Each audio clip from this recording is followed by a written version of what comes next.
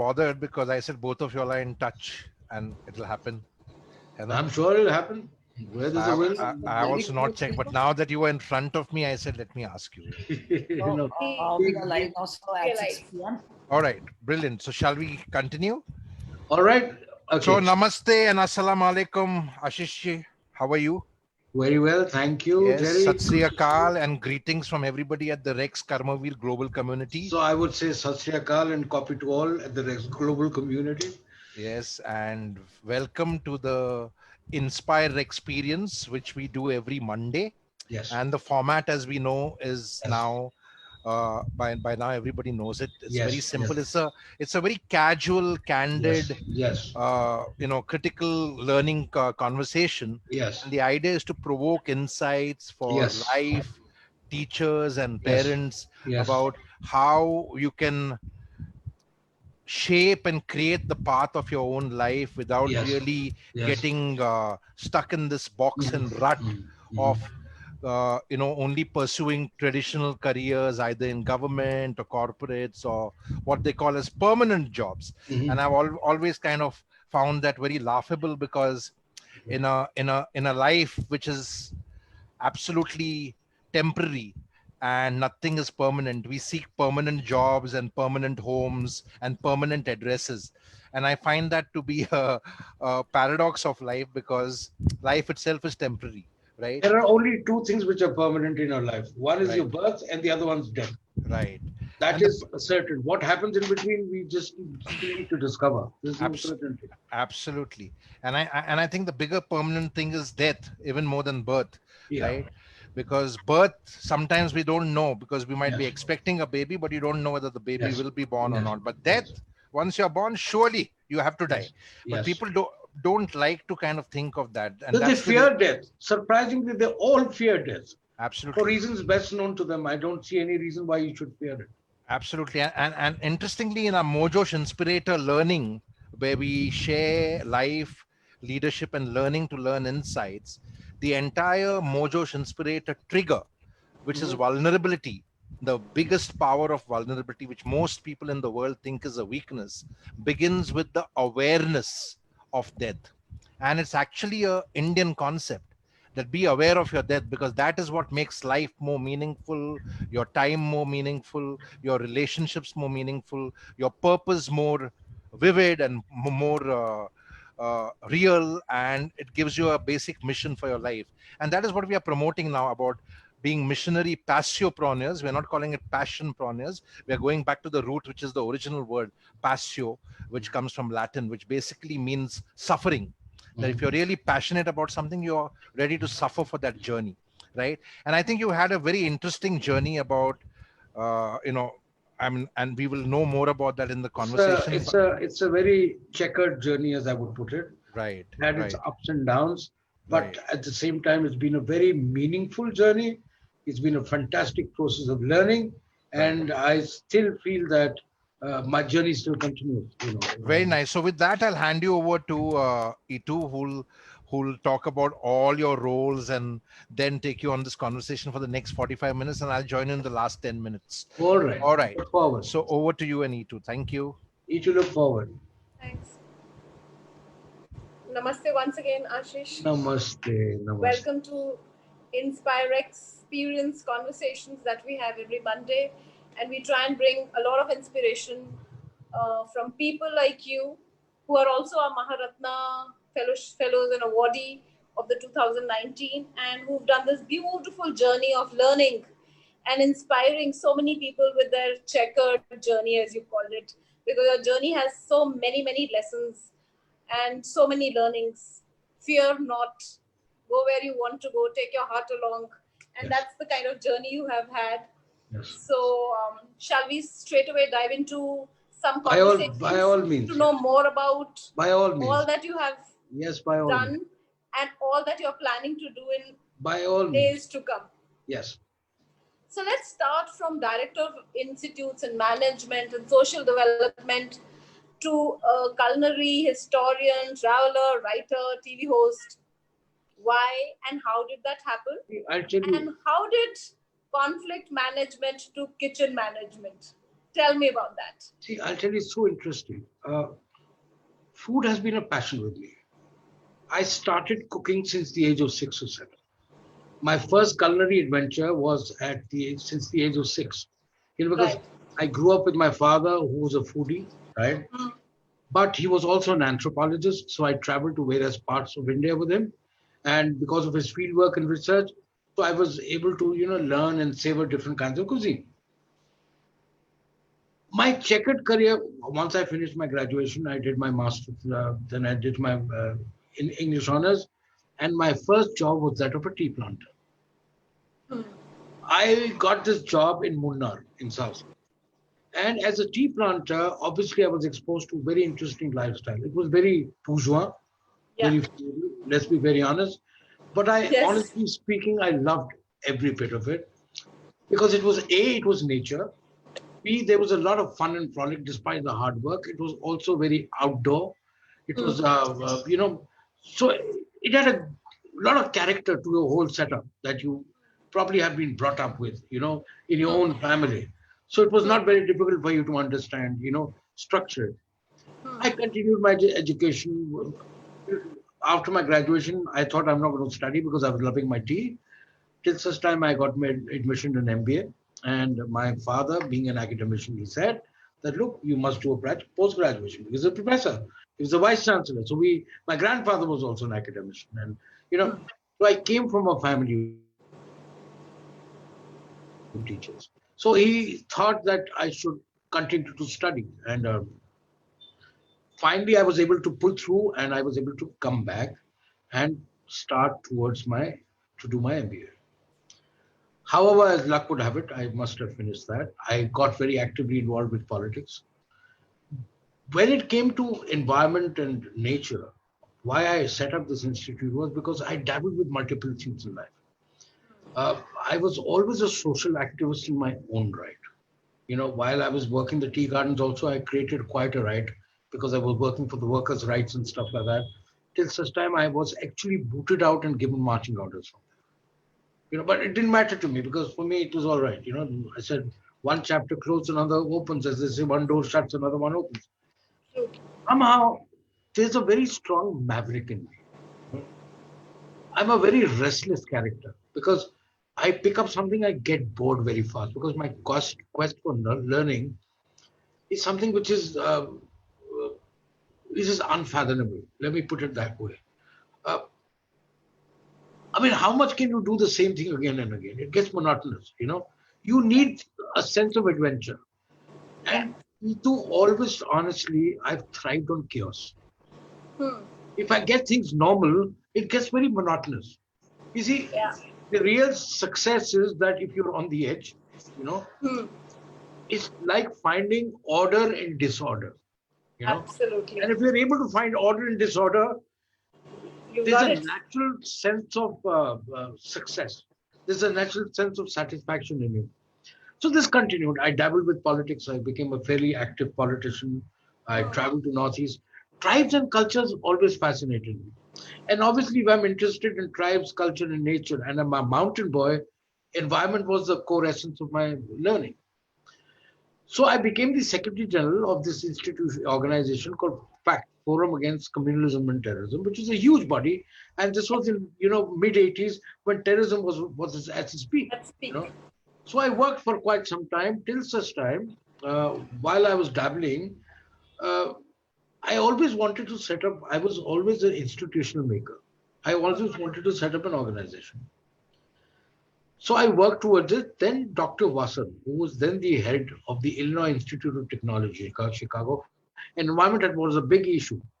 Yeah. So he told me, Ashish, why don't you jointly with IIT Chicago set up IMST, that is the Institute of Social Development, Environmental Education and Social Development, IMST. So we set that up, and we started doing different things. But in the entire journey, food was an integral part of my personal journey Yeah. because it connected me to people. Whenever there was stress, I would cook. Whenever there was joy, I would feed. So it was interrelated to each other. And Therapy. for me, it's been always been therapy. Yeah. Somehow or the other, the institute thrived. It started doing very well. It got rave reports. One fine day, I worked in the Northeast for a very long time because I got various assignments with the government and otherwise. So, and obviously, I traveled the entire Northeastern region, covered all the 82 plus districts at that time, more than 2,000 villages. Yeah. And I had this uncanny habit of documenting whatever I do. Hmm. I make notes, Right. That's so beautiful. you know, because you never know that might come to some use at some point, somewhere, at some moment, Yes. Yes. and that is there. At the end of the day, it's always good to share those notes. You never know who it might help, when, where, and how. True. So when I was intermingling with all these tribals and learning these customs and traditions, because how conflict came, Northeast was thriving with conflict. Right? Yeah. I have studied conflict management. You see, the Assam Rifles, these had asked me because of my area of expertise in the Yeah. region and Yeah. studying customs and cultures and conflict. In fact, my dissertation is on the conflict in the Northeast, right? There's too much of complexity there. You know, Yes. uh, it's home to over 200 odd tribes and sub-tribes, right? Yes. Every Yes. state has a couple of. You know that you're an army girl, so you're very Yes. much aware. I So, can relate to all that. so Yes. every tribe has its own customs. Every tribe has its Yeah. own Yeah. tradition, Yeah. and yet there are too many complexities between the tribes. One after the other. Within them. Each one of them thrives on their own identity, right? Yeah. Yeah. But because of the customs, they are not united to a large extent, Yes. despite the similarities they may have, because they have suffering from a huge identity crisis. No, obviously you have to resolve and you have to work because that was a challenge which I took about to study what are the causes that are leading to such situations. Is it economic? Is it religious? Yeah. Is it cultural? So there are multifaceted things that you need to look into in a very holistic fashion. True. So all that needs a lot of minute study and R&D. You know, you have to go Yes. there, you have to spend time with them, you have to understand with various conflict moves and other regions what conflict is all about. What is it? In any case, one is so used to conflict. Yeah, in your own homes there's conflict. At places of work there's conflict. Wherever you go, you are a victim of politics, right? The state is thriving, is full of conflict, right? Irrespective of whether it's political, social, economic, or region, conflict is an existential. It's a realistic part of our existence. We can't do Inner without it. conflict. And yeah, there you are. When you think spiritually, you are all the time in conflict with yourself, Hmm. not knowing where you're heading for. And sometimes you are so confused, Absolutely. you do not know what you want in life. You know, so you're in a state of confusion. Anyway, so that is how my institute came in, and that's how my whole work started. I started writing, then I authored my first book, which was incidentally my first book was on food, right? And Right. that was the first ever cookbook on Northeast. Yeah. While as director of the Institute of Environmental Management, we were also doing environmental management programs and we had a tie-up with the ITC hotels. Yeah. So then president of ITC hotels, Rakesh Mathur, invited me to conduct rainwater harvesting and environmental programs for all their five-star, all their heritage hotels. He knew my passion for food also. So Rakesh told me, Ashish, I know you're a food, right? Why don't you do me another favor? I said, what? He says, while you're conducting workshops in all our 40 properties that we own, and they're all heritage properties, why don't Hmm. you document the cuisine of each of these hotels? Hmm. So there exactly not. I mean, I was also a self-proclaimed anthropologist. I mean, no qualification, no degree, but that was part of the subject which I may have probably inherited from my late father.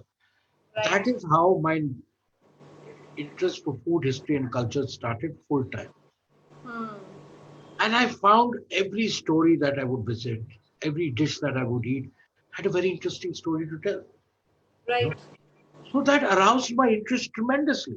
I said, look, Ashish, this is the best thing. Why can't? So what goes into making what? What ceremony has what? I'd already done that in my first book because of the tribal customs and tradition. So Yeah. I said, now let me get into royalty food. You know, Yeah. because they were two contrasting. communities all together, you know, and each one of them still thrived on tradition. Most Right. important was everything had tradition which was attached to it, Yeah. which I think was sort of completely amazing. So slowly but surely, I finished that book and I documented, you know, called The Heritage Cuisines of India for the ITC Welcome Heritage. Then Right. there was no looking back. You know, that I kept on writing, I kept on working with the institute. Hmm. Finally, I decided, I said, look, Ashish, life is too small. Hmm. You take a choice of what you want to do in life Hmm. because there's no end to your journey. True. But you must draw a line somewhere. Damn it all, you may Channel it. feel young at heart, but age catches up. You just can't, jump the bandwagon and do everything and anything. Hmm. So I took a concerted decision that I'm going to pursue my passion for photography. I'm going to pursue my passion for food. I'm going to document as much food, write on the history of food, and showcase the rich culinary journey to the people that I come across. Because I feel that food can only bind people, cannot divide people. You know, Right. food and music are two languages which are extremely universal. You know, Absolutely. one tingles your palate, the other tampers your ears and your soul and heart. So that's how, so they're interlinked with each other. So I Right. took this decision to get down into being a full time, self proclaimed culinary historian. And since then, I'm not looking back. The television channels started approaching me. I got associated with a couple of television channels, which I still am. And when they want to shoot in India or they want stories related to food and anecdotes related to food and history of food, then they come to me and I try to help them to the best of my ability. Yeah. But food and television has got me to travel India extremely widely. Uh, I got Priscilla and I, my much better half, in the past 8 years of togetherness, we have traveled over 4 lakh kilometers, only documenting food and culture, especially tribal culture. Right. So obviously now what is of that use to me if I can't share it with the rest of the world? You know, because what am I going to do with all that knowledge and my passion? So that is how Share it. it's not fair. So that is how I took this decision and I left everything behind. And today I am where I am today, talking to you as a food historian. And happy man. Well, happiness is a state of mind, but it's, Right. Yeah. So, Ashish, every word that you've said, I relate to so many facets of my life as a Fauji girl, as a girl who's documented all the, recipes that I got from my neighbors or fellow army officer wives, to Kashmiri, to Rogan Josh, to recipes of my nani, dadi, which I have documented and written someday, and to recipes that I knew that have to look good and feel good and have to be top of the table. To all of that, and to the northeast that you talk of, yes, uh, northeast has always been a part of our country which is so truly neglected. yes, We don't know, a lot of people don't know. And when my husband was posted in that area, I used to write letter to my dad, one letter a day. And he one day told me, are you working for the tourism for the northeast, because your letters are stories. So another very beautiful thing that comes out of what you've told us is how you should just follow your heart, because there lies the truth of your life, there lies the truth of your story, and there lies your path. yes, And if you will not risk it, and if you will not dare it, and if you will not partake in it, then who else will? And then how will the story be told? And how would this beautiful restlessness, Junoon soul that I relate so beautifully with, how would that come out? And that's so beautiful that, when you make passion your profession, which we talk at Rex all the time, yes, which I, as a counselor and a teacher, have been taking, that always follow your passion. yes, Because if you're living your passion every day, then you're living a life that you have created for yes, yourself, yes, not someone has created, or not someone has dictated it for you. From there, I would also want to go into, you've also created and instituted this SACA, School of Ancient Culinary Art. And, you're documenting everything that, I think food and history, and food history is akin to human history, yes, or is akin to our human, the journey that we've made Yes. as a species. Yes. So tell me about it. What all goes into Well, safeguarding it, promoting it, and all that. yes, yes. See, the whole concept of Saka started when I had started documenting traditional cuisines of India. You know, at the same time, I was consulting five-star hotels, doing food festivals, right from Carlson's to Marriott to the Oberoi's, and being now a consultant with the ITC hotels, and structuring things for them.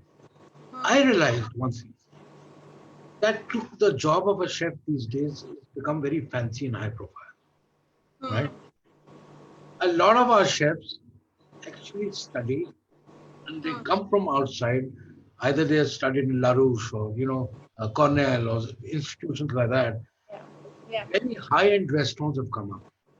yeah. What is happening is we are beginning to give way to more or less what is coming in from outside, and in the bargain forgetting our traditional culture. We must understand that India is a subcontinent. It has an amazing amount of communities. It has lakhs and lakhs of recipes which are still untouched, you know, which are healthy. Each one has a story. Everything is fabulous. Before we run for a Domino's pizza or all that crap, why should we not look into our own traditional things? I think that's very important. You see, when you have things at home, you don't value. Hmm. And unfortunately, we Indians, let me Yeah. be very honest, and then we No, have no. this godforsaken white skin fixation. Yeah, yeah. Anything foreign, will enamor us, right? We tend to discriminate also, We're unfortunately. living in the Raj syndrome. No, no, we look, put one black person, right? Yeah, yeah, Or put an Ethiopian person and put an American, right? yeah, And let the Indian aside, right? He will choose an American steak than an Ethiopian meal, yeah, yeah, yeah. Agree. right? That's the mindset. That needs to change. It can only change if you value what you have in your own homes. And food history is tremendous because there's a great story to our cuisines. Yes, There's usually right from Ayurveda to Unani medicine to the yes. Vedas, food has played an integral part in everybody's lives. Even in politics, dinner diplomacy is the key, Yeah, right? And yeah, what is happening now? We are whenever even the top heads of state are coming. Of course, these days Favra and Dokla are served, but earlier there were much better things that used to be served, right? Things were different completely. Why? yeah. Because we were showcasing the richness of our food with great pride. Why Right. can't we do that? And why can't we tell our own chefs who come from outside that look, charity begins at home. Oh, Document. And the real food is not in the five-star hotels. it It's in isn't people's homes. It's what my grandmother would give or my great grandmother would give. right. And that plays a very integral part of our growing up process when it comes to culinary history and learning curve as far as food is concerned. Hmm. So what happened as a result? I said, Ashish, bingo. Hmm. Because of your television and everything, you've traveled so much, your network is stupendous. Let's twist the other thing around. Hmm. So then came this original idea uh, in Dehradun. It's on the foothills of Dehradun. The school is coming up. Uh, Hmm. it was to be launched. Unfortunately, because of COVID, it got delayed. A lot of things have got delayed because of that. Hmm. But the whole idea was to complete a set of workshops for the whole year round. Hmm. And my teachers were women from villages of India. Great. They were my teachers. And they would teach Wonderful. the master chefs who would come for a 10-day workshop or a 15-day workshop. They would be given, they would be told the story. Yeah. My kitchen will be traditional and they'll get certified. And after a workshop, they go back and they learn that particular genre. Yeah. So that was the concept of Saka. And that's the idea of Saka as it is. And that is how Saka will continue to go. Yeah. Yeah. And I'm hoping for the best because people are Yeah. showing a lot of interest. And setting is picturesque. It's also therapeutic because there's a lot of things people can take a nice little break, and it's open for all. It's just not open Yeah. for. Yeah. So, Ashish, there's something so beautiful in your concept of Saka, and the fact that food is the medicine, Yes, not the other way around, yes, that the modern man has become. yes, Nature has everything that needs yes, to cure yes, anything that we have. yes, That is why all the disease and the viruses come to man, yes, human being that has gone so far away from nature, yes. whereas nature itself knows how to cure itself. Because Very true. our cabinet, our kitchen cabinets Yes, can be our medicine cabinets, but yes, we are not using them. And yes, you say that you bring these village women to create them yes, because they exactly know what to do, and because they are the ones who are the carriers of the history of our country, the food, etc., which as city dwellers we've lost on in the so-called domino effect, if I can call it like that. yes. So that is so beautiful. So looking forward for it coming up. And tell me, you've also been editor to various Yes, magazines. one of my magazines which I set up, which I Yeah. became part of it, which was a runaway success, Food and Hmm. Beverage Bios magazine, was Yeah. going on very fine. But Yeah. unfortunately, the publisher had some personal issue because Hmm. he was the guy who was pumping in all the money. I was doing up the place Hmm. for them in the magazine. It was a runaway success. We had a lot of subscribers, but due Hmm. to their internal issues and some personal bickerings within the family, because it's a very Hmm. old fishing house, they decided to shut it down all of a sudden. Yeah. So But your writing goes on, so the day it picks up, it I picks up. write for various magazines. I was a columnist for Dainik Jagran because Yes. I thought why not I should not write for Dainik Jagran because I mean, English speaking people are very little, but a lot of people in central India and rest of the country, if I Yeah. write in Hindi, at least they'll get exposed to different food and Yeah. culture. Yeah. So, Yeah. so I decided to write in Hindi. Most my Hindi is pathetic, but I did make an effort. I used the good office of a translator, but that was all right. But the whole idea was that the message should reach the readership. I've Yeah. uh, I've written for the Lonely Planet. I've written for Condast. I've written for various journals and magazines, which I still do as and when I get an opportunity. So Ashish, you also, organize culinary tours and Yes, heritage food yes, festivals yes, for food lovers and a few yes, curators and all of that. You yes. curate them and all that. Tell us about that. See, curation is an integral part of organizing. See, Yeah, yeah. I'm probably like the master weaver. Hmm, When you're weaving a shawl, you know, hmm, you hmm. get patterns from outside. You get dress, then you the weaver's job is to put everything together. So my job is to put all these things together to benefit the masses and the public as a whole. If I'm doing a Avdi food festival, I will bring in a master chef who's an Avdi Hmm. fellow.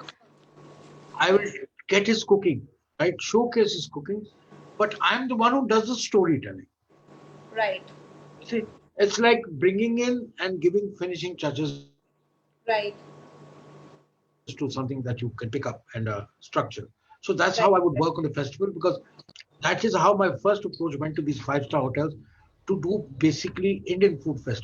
Right from right, northeast. right, Otherwise, to do these food festivals so that people not only with the chefs they will learn, but also the people who go and eat there will get an right. exposure to traditional cuisine. So that's how the whole thing started in terms of curation. Food works. I'm an explorer by nature, right? My wife says that Ashish, you don't need a GPS. The smell of a dhaba, you know which dhaba is where because we've traveled so much.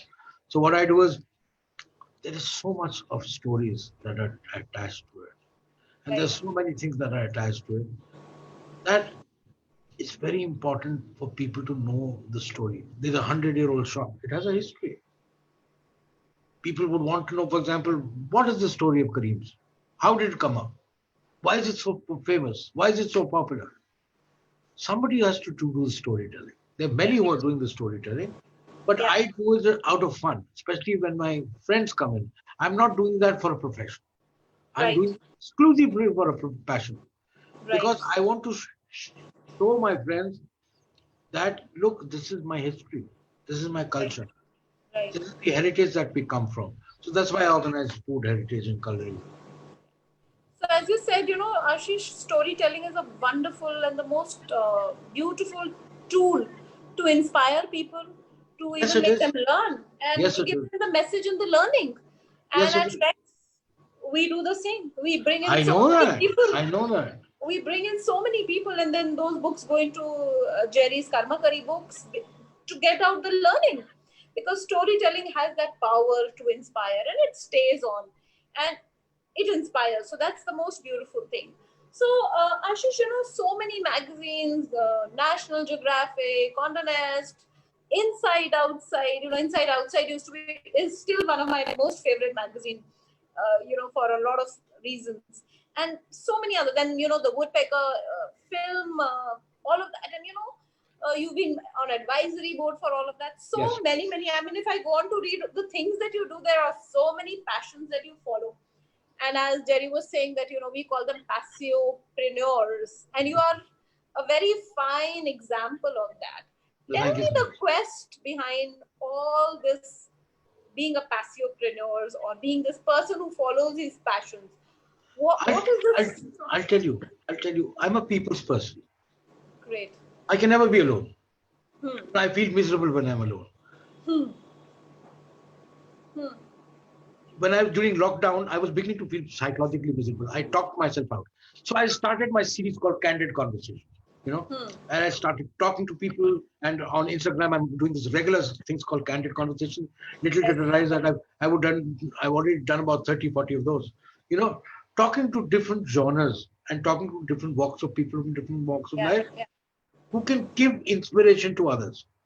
Hmm. That's how the whole thing started. And that's when you are a people's person, you want to meet people and talk to them. You know why you want to meet people and talk to them? Because if you don't talk, you don't learn. Yeah. Google will not give me the information that I want. My books will give me information, but they'll not give me the exact thing till such time I don't reach to the source. So my quest for my source is extremely important for me to learn, right? Once I learn and I've learned something, then I say, Ashish, what next? Hmm. You see, I can be very honest that I cannot be master of everything, Yeah. right? But in the form, at least the pressy form, I can learn everything in something, you know. So that if I meet people and people are talking about a certain subject, I'm not taken aback. Hmm. At least I'm aware. Hmm. And from there I can take up to learn furthermore. True. So I've created a foundation of knowledge, you know, but that foundation is just the foundation. So I've yet to structure a building, it'll take Hmm. time. Hmm. And Hmm. every building will have a different room in it. Each room has something or the other for me to learn, right? And as long as you're sane, there's stability in your mind, you know, uh, Yeah. it's best to utilize it as constructively as positively. You see, Yeah. let's put it a small example, two situations. A, I'm sitting in a room and beginning to self-pity myself. Hmm. Life is bad news. कुछ नहीं हो रहा. मैं परेशान हूँ. eh? Under the same given circumstances, I talk myself out of it and say, look, Ashish, you have a roof. You have all the comfort. You have access to the internet. You have access. Look at these poor guys who are on the street who have nowhere to go. What is the situation? Situation is the same, Mindset and attitude. but the thought is good. The attitude is good. So never ever, I personally feel self-pity yourself, because the moment you self-pity yourself, you're abusing yourself. You have to move ahead with positivity. The Yeah. greatest of sick people Hmm. can talk themselves out of the greatest illnesses. Right. So that's it. Yeah. It's all right. So, yeah, another very beautiful thing, and a learning that I totally relate to is that whatever you do, Yes. no matter how small it is or no matter how grand it is, do it with all your devotion and Yes. all your heart and soul, and then see it blooming. And once Absolutely. it becomes part of your habit, Yes. or it becomes part of your persona, then you cannot go wrong. It will always be a learning. It will always turn out to be something Need beautiful. to give your 100%. Yes, so that you don't regret it. The rest is your karma. absolutely. It's as simple as that. At least you will not regret that you've not tried. Yeah. So I think that's a great way of looking at life. So Ashish, tell me about this book, because you talk a lot about Northeast tribal cuisine, and I have gone through most of the Northeast and the tribal regions, and I have lived in the poorest district of the world. It is called Tirap. Ah. It's in Arunachal Myanmar border. So you are in Tirap and Changalang. This Yeah. is a very interesting. And Yeah. Tirap So also, let me tell you, is a very fantastic district. it's very beautiful, but Yes. it's like where no man has ever been before. You actually go back into some Neolithic age, literally. Let me give you a little. And Let me give you a little story about Tirap. yeah, about Tirap. Tirap So was a maybe we very can discuss strong so many insurgency stories place. about Tirap offline as well. But Yes.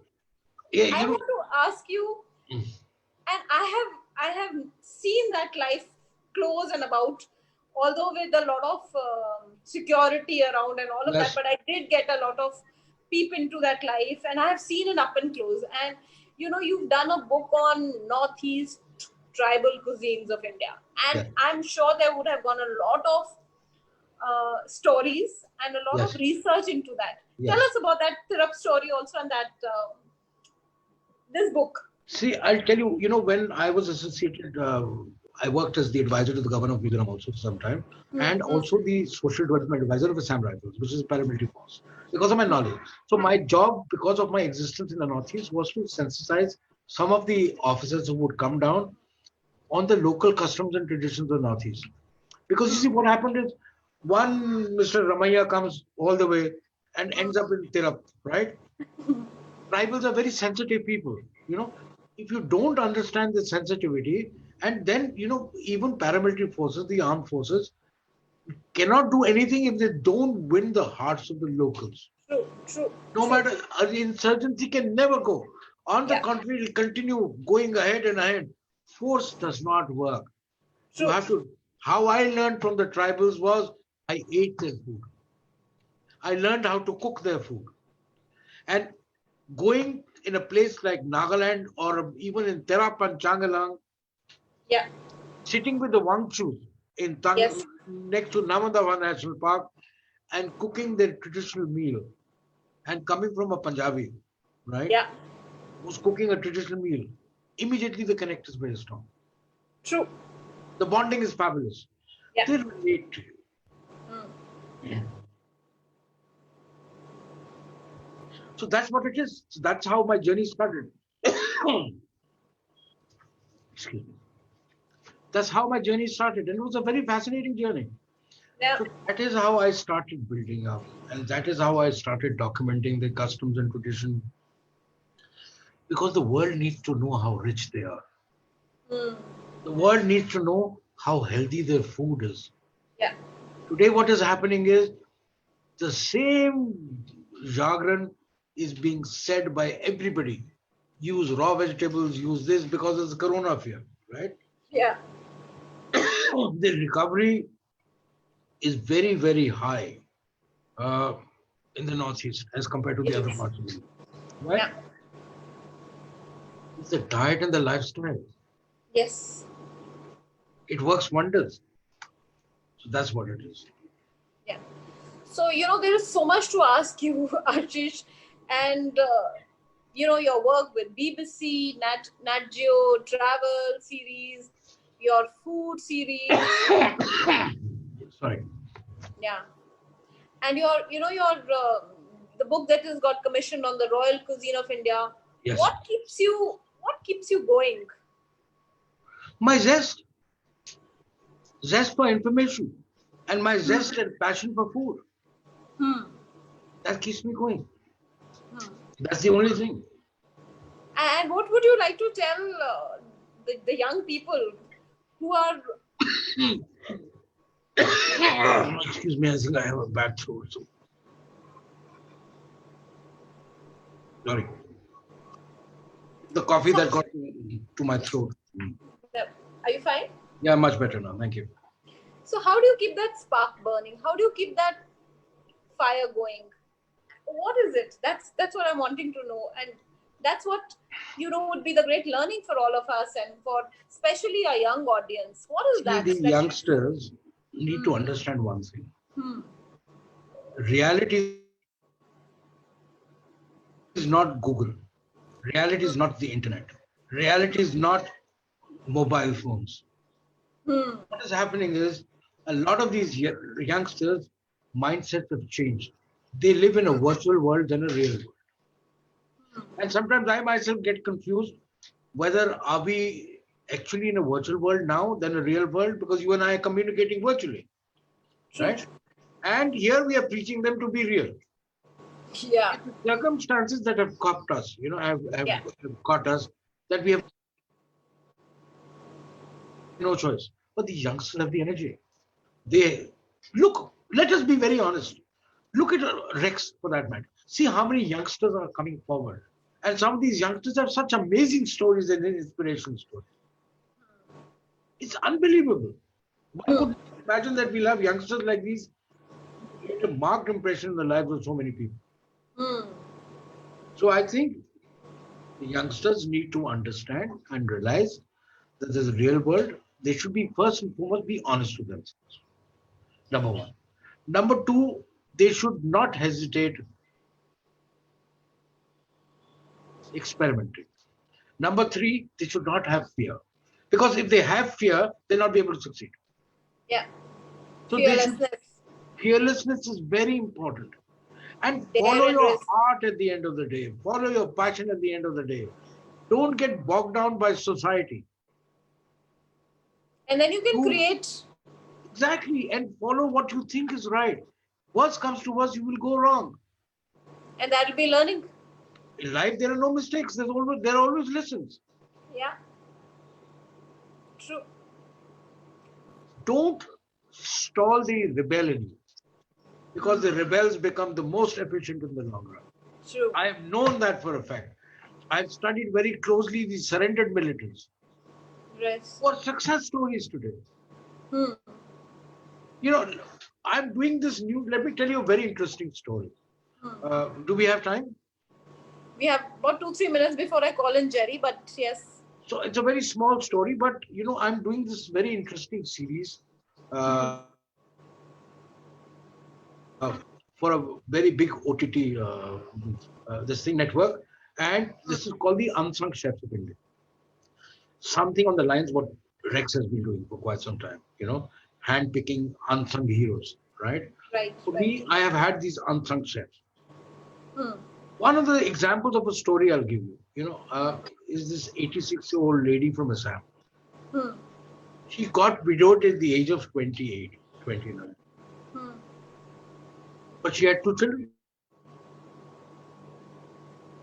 She worked very hard and started striving, was able to educate her children. And her two sons, one was selected for the Assam Police Service. Hmm. The other one had a militant in him, and he became an underground militant and joined Alpha. Hmm. As luck would have it or circumstances had it, both the sons fell victims to terrorism. Hmm. So she lost both her children. But she never gave up hope. Hmm. In Jorhat district, in a near place called Tita, somewhere near there, Yeah. she Yeah. opened a culinary school where Hmm. she's teaching these local women to make traditional sweetmeats. Hmm. Right? She's my unsung chef. Yeah, absolutely. So women like these or people like these are leading examples which our youngsters must follow and get inspired. We And have I to think bring these and unsung chefs onto our ex Karamir. Another 100%, vertical, another what's that we are 100% starting. we have to do. We And have to do also, that as and well. also I feel it's our national duty, Itu, Absolutely. and our national responsibility Hmm. to motivate these youngsters. Because you Yeah. see, you and I, half our lives are over. Let's be honest, right? Yes. Yes. Yes. We may be still very young at heart. It's a different story. But half our lives are over. The Absolutely. future is with these youngsters. Hmm. So I always say that the wisdom of the aged and the dynamism of the youth make a perfect blend. It's like great tea. It has the liquor, and it has the aroma.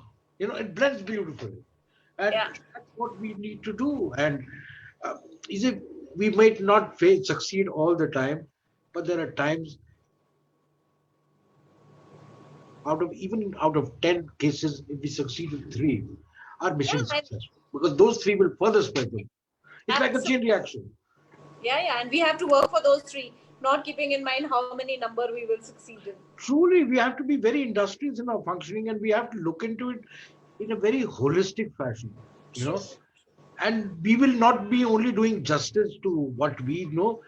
On the most importantly, to you and I, we will be just doing justice to our conscience, Absolutely. And I think, at Rex also we believe in, and and our, that plays a very important role. Conscience yeah, plays a very important role. yeah, our endeavor on in every initiative that we've Yes, been working on for all these years, and in the last few years a little more diligently, is to share the knowledge, spread out, and bring, learn from everyone, learn yes, to learn, yes. as our Mojo Inspirator Jerry calls. And I'm going to invite our Mojo Inspirator Jerry here and take this conversation with you forward and make it more spicy and interesting. I love his spiciness. He's full of fire. It's always a Yeah. pleasure to chat with him. Yeah. So Welcome. namaste once again, Ashish ji. Says Mr. Firebrand Man. I've Oh my always God, been oh a my fond God. admirer of you. Today we should use the word all in the kitchen. Yeah, you require the fire to cook the food, right? Yeah, yeah. One of the things which I just realized, because and how we are all interconnected, and Yes, I'm very happy that whenever I hear things like this, I then realize what we have created as the Rex Karmavir movement. yes, And I heard you saying that it was Rakesh Mathur yes, who first commissioned your book for you, yes. right? And And Rakesh he got your Karamveer Award. I yeah, saw it he's in his he's one of archive. our Karmavirs. Amazing man. Where is he now? I think he left Yes, ITC yes, after that. yes, I think he left it yes, 2 years after he got the Karmavir award. yes, yes, Yes. Yeah, but yeah, some of the ITC heritage properties are brilliant stays, yes, yes. and the food served over there is also good. So great. So great insights. I've been listening to your journey, Ashish, and it's like so many roles, which kind of, it's like an endless list, right? Yes, It and is. and then you're doing all this work as a historian, but you somewhere started in conflict management in the tea yes, estates, and the yes, conflict in the tea estate yes, continues. I think yes, it's part of the ecosystem. yes. The tea estate owners love it because that is a way to kind of No, I'll tell control. you very interesting why I was kicked out. Yeah, If you want to know the story why I was kicked out, tell us. Tell us. you will soon realize why I was kicked out. I Yeah, worked for a sterling company, and then right, my manager was still a Gora. You right, see, normally what happens is when you pluck tea, you are paid your wages by the amount of weight you pluck, two leaves and a bud, right? right, right, The machines were faulty when I discovered. And I told my manager, he was a British guy, and I told him that, look, sir, this is not the right thing. So first he says, how should you bother? You know, I said, what the bloody hell? Why should I not be bothered? These are these poor people, morning, evening, they're working with leeches all over their body, and that also in the Nilgiris with such a right, horrible situation. I don't want it. I wrote right, against the same right, company.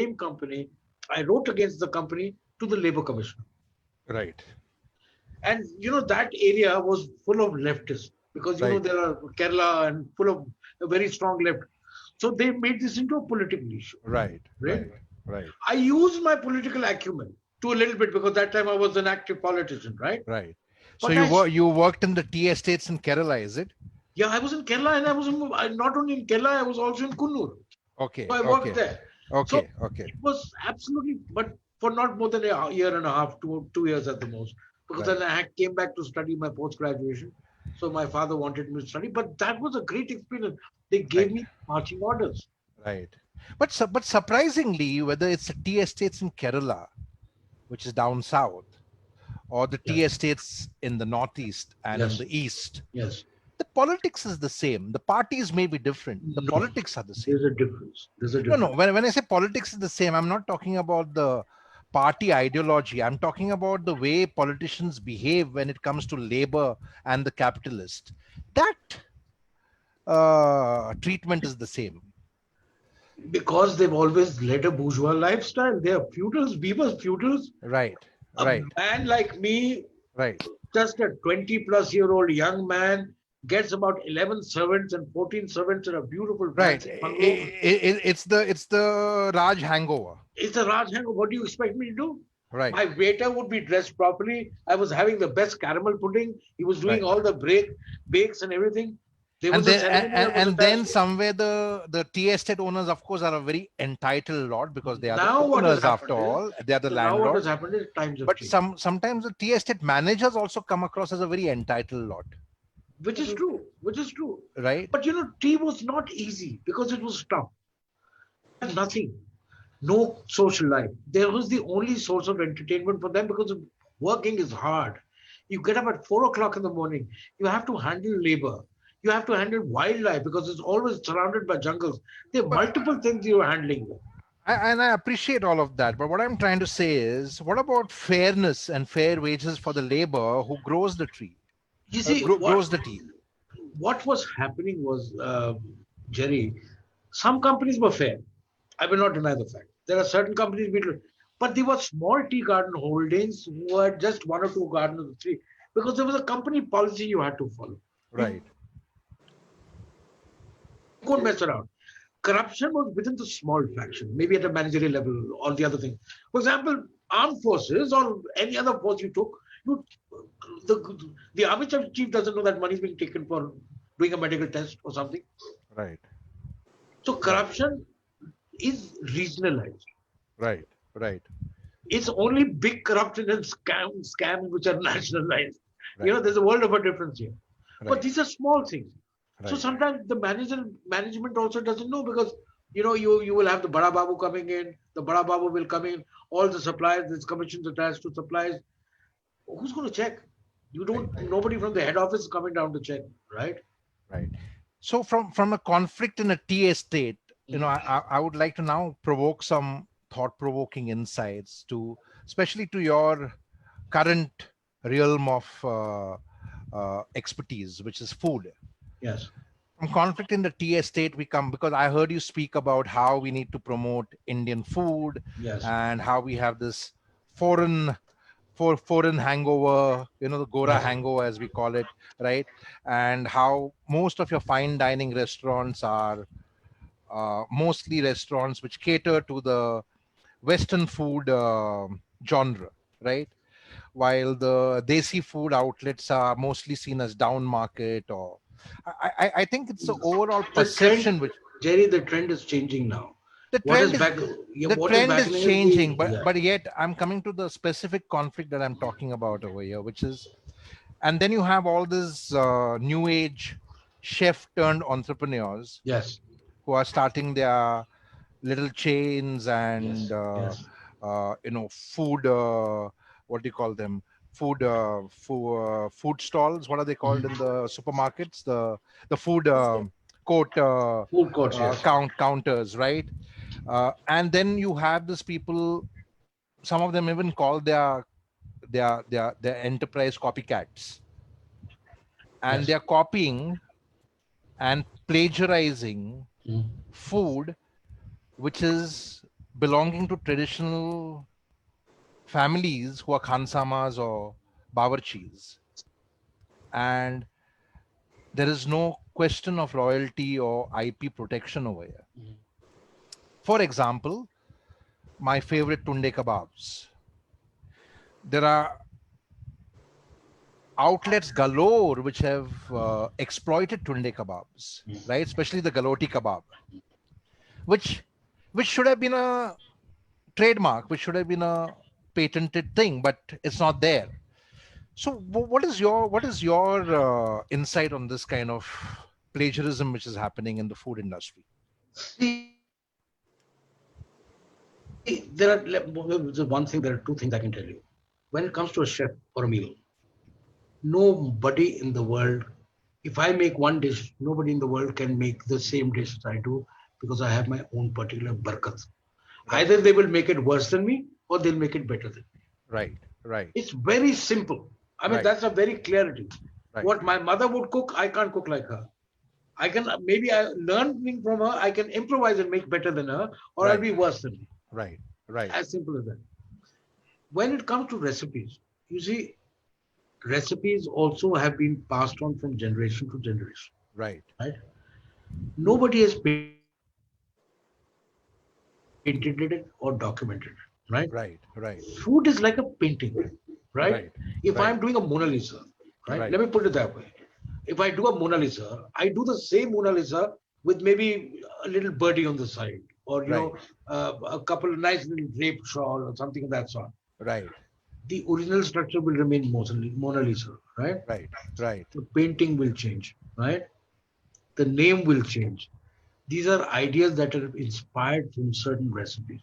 Right. As long as you don't patent them, right, and structure them, you can't. That is why I tell my friends, a lot of these young food critics and others, the wannabe food critics, I tell them, what sort of critic are you, bhai? Who are you to critique somebody's food? Right. My palate is different than yours. Right. Right. You It's can't like walk into the restaurant. If I it's go to a South African restaurant, it is sometimes like criticizing a movie. yeah, Some of the best movies get trashed, and then Rags and Crap gets promoted as brilliant movies. agreed. That is what exactly. And not only that, you see, I can at the most be a flavor analyst based on my exposure and experience. But I cannot be a food critic. Who am I to criticize somebody's food? No, and I completely comply with what you're saying, because there are this fine dining and so-called, you know most of the times when people speak highly of a restaurant, it's because they want to say they have been there, was seen there, and that becomes like a Facebook post, right? And then if you end up in that restaurant or that place to eat, you realize that the food is no great shakes. It's just Yes, hype, right? For example, and I'll say it straight, in Goa you have several restaurants which actually yeah, call themselves Goan restaurants. yes, Being from Goa, I'll just take the example of Goa. And some of those restaurants which actually talk about Sachin Tendulkar comes here and Amir Khan comes here and Amitabh Bachchan comes here. The food is horrible. It's not even Goan food, crap. Yeah, right? It's not even Indian. It's not. It cannot even be compared to it's touristy. It's Indianized customized Chinese to food. tourist flavors, and they Yeah, give the flavors. because I'm a hardcore Goan and I'm like, where is the Goa flavor in this food, right? Or It's I would love eating in a Braganza's shack on the right. roadside and enjoying my Goan food. That's where the real Absolutely, flavor is. absolutely. It's like you cannot get the experience of a Bademia Yes, or a Baghdadi in yes, a ITC Bukhara, true. right? That's just for the ambience. Yes, And yet you have the so-called foodies, yes. whether it is the Veer Sanghvis or the new age guys who come up, who talk about rude food, but they don't really have that passion to go out there and really find the real food entrepreneurs of India who are out there on the streets and not in fine dining restaurants. Exactly. And I heard you speaking about doing Exactly. something in this journey They, on those guys in the Netflix. streets will not. Those guys in the streets will not offer free malts. They will not give away, take away gifts to go Right, home. They will not get five nights in a five-star so property. somewhere it's all become commercial, It is commercial. right? I I mean, agree with you you can completely. never, and I'll say this straight, you can never get the dansak that you get in the Irani restaurant in a soda bottle opener wala. 100% I agree with you. The taste is just not there. Yes, It's like you're just paying for the ambience, right? yes. The food is substandard. Or you can never get authentic Goan food in the Martin's Corner in Goa. Mm. Okay, Sachin Tendulkar comes here, but your food sucks. So I think there is a need to really curate and promote the real food, because the so-called foodies are misleading people with their false critique and their false praises and nonsense You like know that. what has made the whole thing very worst is are these companies like Zomato and Swiggy by I completely agree with you. I they completely messed agree. up completely. Yeah. See what happens is you become a star Zomato reviewer. You have to be And no, comfortable. and the star Zomato reviewer is, the Badsha case completely exposed it. Restaurants and the Zomatos and the Swiggies of the world, they actually charge restaurants to increase their ratings. Not only that, blackmail, especially with some of these bloggers, they go out of the way. They don't even know bugger all about the food. All they will do is write to us. We will write about yourself. We'll publish it. They take out their cameras, click, click, click, sit down and question them on the history of the food. They know bugger all. Right. So I was trying to provoke this to you because this is happening in And that's the most almost unfortunate. every Yes, industry. It's like nepotism, right? yes. Which has now become like the mainstream conversation because of Sushant Singh Rajput's death. And the point is today another young, I'm not young, he's 50 years old. Like you said, half your life is over. I would say more than half is over. More But than all. right, but the point is another guy died today, but we want to make everything into nepotism, and the fact of the matter is nepotism is there in every industry. It's there even in the food industry. Yes. Right. 100%. Yes. So you have a Jigs Kalra who will promote a Zoravar Kalra because it's like the country. I mean, it's there especially in our country because we are a country like that. We are a feudal, patriarchal, proprietary mindset, right?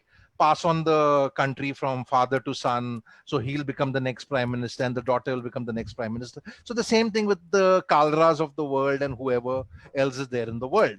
But the point is, I think the bigger insight that I'm getting from here is that we need to move from this so-called passing on the proprietary organizations from father to son into really kind of promoting people based on merit and based on the contribution that they make in that sector and industry, rather than just kind of promoting people who give you free booze and biryani or whatever the cuisine may be, and then you go and write well about them.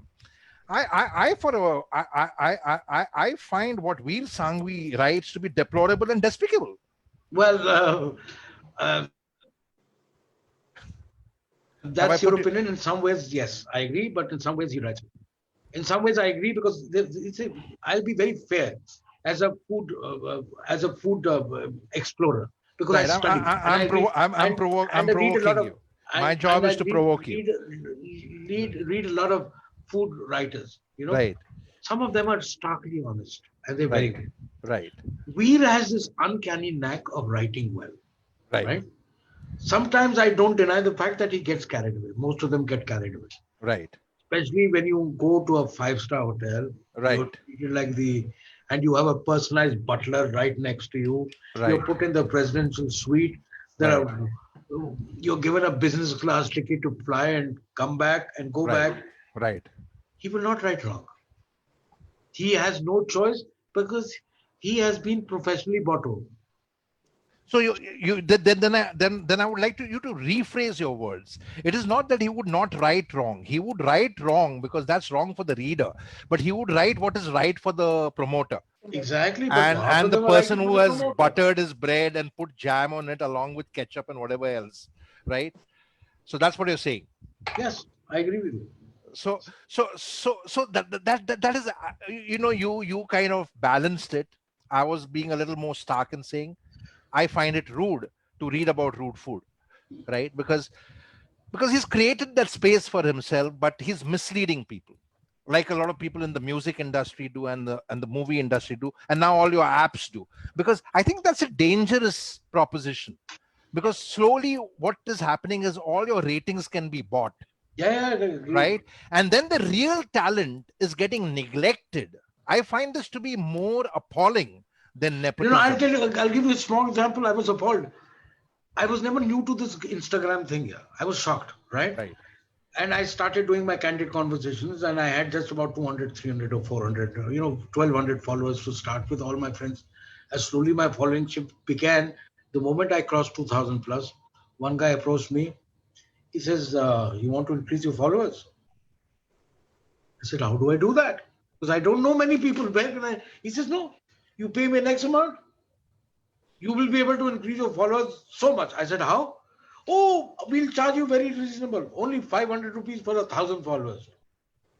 Yeah, we get it every day. So I became a little inquisitive, honestly. And I said, "Let me this is experiment." happening in every industry, Ashish. Yeah, And the reason I say it's a dangerous trend is because when you have the real talent out there who's not getting recognized because they can't pay or they won't pay. For example, in book retail stores today, you have to pay to be in the top 10 gallery.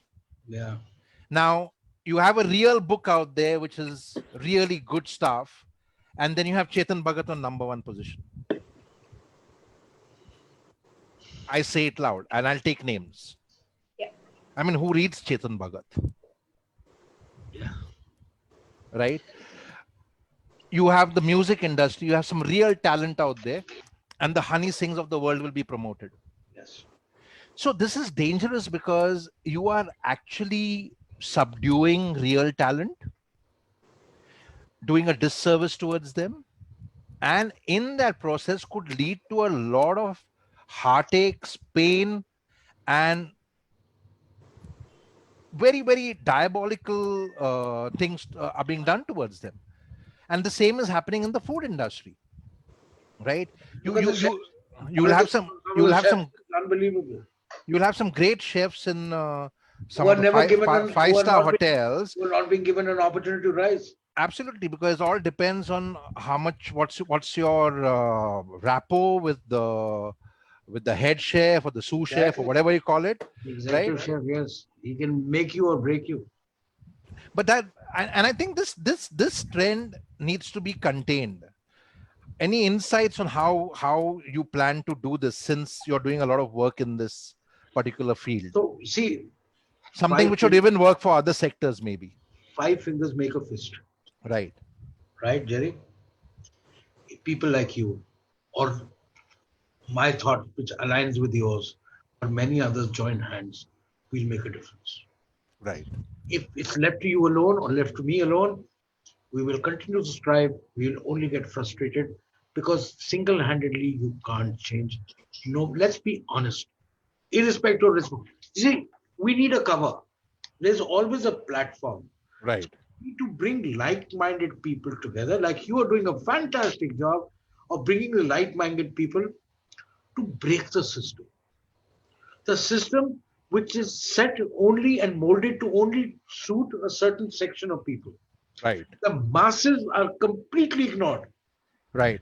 because No, the monopoly finishes. You see, it's a and that is mafia which is controlling. that is why I told you, instead of awarding restaurants, let's award chefs, because a restaurant is just a brand No, no, or an forget that. ambience.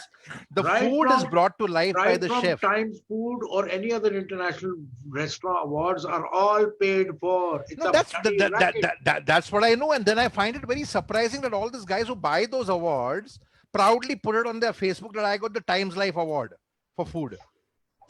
Now everyone knows that the Times Food Awards are bought awards, and these guys flaunt it over there. And you buy it basically based on, how much ever you pay, and they have an official rate card for it and the negotiation for it. And every year you see the same Charlies happening over there, Again and again. Yeah. right? I mean, I have some friends who own restaurants and they send me those links, and I don't have the heart to tell them that I wouldn't even bother voting because it's a waste of time, because you already paid for it. So why are you making me vote? Right? And I know that at the end of the on the same awards night, I will see you taking photos with some floozies over there and putting it up over there. And some of them may be watching this video, but let them listen to it and so be it. Yeah, yeah, so I'm glad I've been able to speak my heart out. It's high time they knew what my mind is all about. It's very important. Right? So and then that real talent, because here you are awarding restaurants who can afford to pay, but a lot of chefs who are the people who really make the food, they may not be having that wherewithal to make a payment Yes. until and unless you're to the manner born. Like there are some chefs who are to the manner born, right? They were born with a silver spoon and a four leaf clover growing out of their ears. But but what about those chefs who are the real talent, Yes. who are out there in restaurants, ignored, unsung? And I heard you talk about doing something for unsung chefs Yes, I'm doing a who television are the series for mom and Netflix pop today. stores of food. Yes, yes, But what about the people who are working in mainstream restaurants who are also to be? I think we need to do something about them also, yes. For right? example, let me give you a small example. I mean, irrespective of what people may say about Vikas Khanna, whatever, the guy is doing an amazing job. Right, He's tirelessly feeding people. right, He's grown so high, and yet he's very grounded. Let's be honest. I right, mean, it's a factual position. you know. Absolutely, and So I'm we need involved to with honor. a We food project where he just did something called 1millionmeals.org. exactly, yes, He's that's amazing. he's fed food. She's also our Karmavir Award recipient, and Yes, Vikas is going to be in my book on Karmakari COVID heroes, by the way. So he's doing a fantastic. phenomenal job, Yes, and there are many like him who are doing phenomenal jobs, but they are not looking for glory or things like that. exactly. Those are the kind of people that we need to kind of mainstream, so Yes, that that becomes the counterbalance that you're talking about, exactly. So we right? need to identify such things, and I think yours is a fabulous idea of honoring chefs and doing the Rex Awards for chefs. It's the fantastic thing because I think this is something which has never been done before. You will be probably the first one who would be taking an initiative like this, and I will be more than happy to stand by you. No, let's do it. We do it together. It's a collaborative effort and a joint venture. I mean, we have many chefs already who have been awarded the Karmavir Awards as a part of the Rex Karmavir Global Fellowship. But here I'm saying you build a community of chefs who Yes, are the good chefs, talented chefs, and not the ones who are buying ratings yes, on rating machines and apps and yes. promoting themselves. You want the real ones who have the real talent out there so that they get a nudge, they get a push, and get moving forward. And I have another reason for doing that. When I sent out a mail today about you, I was reminded of a conversation that I had with the captain of industry, who's also a friend and a client. I mean, he was a client first, over the years has become a friend. And one of the briefs that he gave to me when he wanted me to counsel his son who wanted to become a chef was knock some head into this foolish fellow's head. He wants to become a bloody bawarchi, because you have, like, now it's many years. I can't even say it's a new phenomena anymore. Sanjeev Kapoor has been there forever, Yes, right? For almost 20, 25, 30 years, yes, right? yes, I think Khana Kazana began on Z yes. around 93 or 94, Mm. right? So it's almost 25, 26 years, and yet we think of chefs as bloody bawarchis or maharaj. I mean, that is what this captain of industry, was an educated guy, Ivy League chap himself, whose elder son also studied in Ivy League and became a banker like him, told me that knock some. And I had to actually tell him that, do you know that there's chefs who can hire you as their accountants? And I completely, burst his bubble and deflated his ego. And then he came around. I can't name him, but he's given me the consent to share the story as a learning for others. And I had to tell him, my opening line to him was, I trust chefs, not bankers. And I humored him and I said, most of the things which are wrong in the world today are because of bankers, while chefs are at least doing something noble and feeding people food. Now, I think there is a basic need to promote chefs so that society understands that, hey, we need to respect them for what they do, have dignity of labor, and chef is by no means a blue collar job anymore. Maybe once upon a time it was. But why are we creating this discrimination of collars again? Blue collared, white collared. Now they have different shades of gray collars, right? So you have 50 Shades of Gray as a book and a movie, and then you have different shade of gray color for the labor, right? So I think there is a deeper purpose of doing the chef awards, because it's one community which can actually reach out there to the young audience and their parents and tell them, hey, there's dignity in everything you do. Even a janitor's job is dignified. I know janitors, for example, who work with these companies that I consult and coach with. Security agencies and real estate agencies are now all into facility management services. And in many companies now, because they have an advancement program, people who are janitors and security guards are now vice presidents and presidents. So I think it's very important to help people to understand that, look at the potential in a person, and not just at what the profession and the vocation that they wish to kind of chase. Because no matter what you do, you can end up doing something much bigger. Even as a janitor, you can end up having a facility management services company tomorrow, right? I know many people who've done that. Security guards who started their own security services, cab drivers who started fleets. So I think you need to kind of overall change the mindset of this nation, because our society is still somewhere in, I don't know which times we are in. We claim we are in 2020 and going to the Mars, and then we do batti bajao and tali bajao and ghanta bajao, all that Mombatti nonsense. jalao, हाँ, मोमबत्ती Mombatti जलाओ. jalao. So so I think somewhere we have regressed as a You and I think society, on the same line, so it's okay. right? I love that. Yes. Yeah. So I think that's the underlying purpose of doing something like the Chef Awards and Fellowship. Yes. Any insights on that before we wrap up with closing insights from E2? See, when you use the word Maharaj, it suddenly came to my mind that Maharaj, the word is a huge mark of respect for people in the kitchen. Right. According to our Hindu philosophy, especially among the Marwadis and others, Maharajas were traditional chefs who Right. would come and cook. Why were they called Maharaj? After royalty is Maharaj, no? So that is the importance food used to play in Right. people's lives. Right. And we suddenly realized and we learned how to disrespect it. Right. We must, our insights is very important that feed unconditionally. If Right. you feed people, your kitchens can never go empty. The Right. fires in your kitchens will continue to burn. Right. You see, the examples like organizations like Khalsa Aid, look what they're doing. They don't see religion when they come to feed, Right. right? It's seva. Corona has not seen any religion when it comes to affect everyone, right? I think the very fact that you're feeding food, Yes. whether as a household chef or a chef in a restaurant or a hotel, by itself is a noble act. Yes. And I think that was the reason that the ancients decided to call them Khansamas or Maharaj, Yes. right? Which was a mark of respect and honor. Exactly. But today you're saying in the same breath, you're saying bloody Bawarchi or bloody Maharaj. Yeah. And it shows you then that our mindset has regressed. Yes.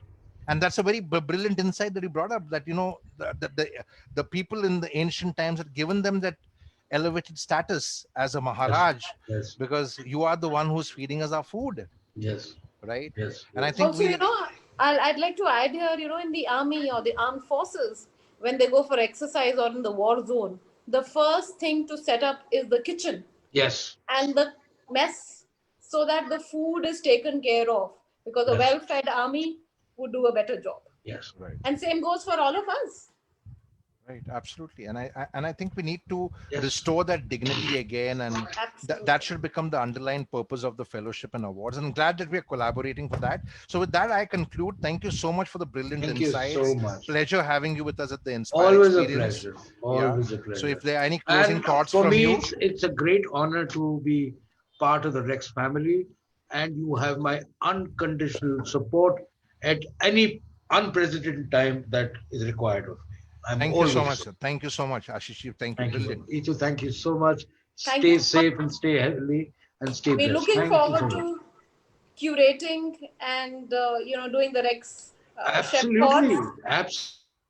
And in the end, I would say that like you Absolutely, follow your without passion. doubt. I mean, there's no doubt about it. I'm already on the job. I know that. I know I'm that. sure we'll do a great job. Yeah. Keep following your passions with fearlessly. Thank you. Thank you. And keep encouraging me. Thank All you right. so much. Pleasure. Have a great Namaste. evening, Ashish. Namaste. Thank you. Namaste.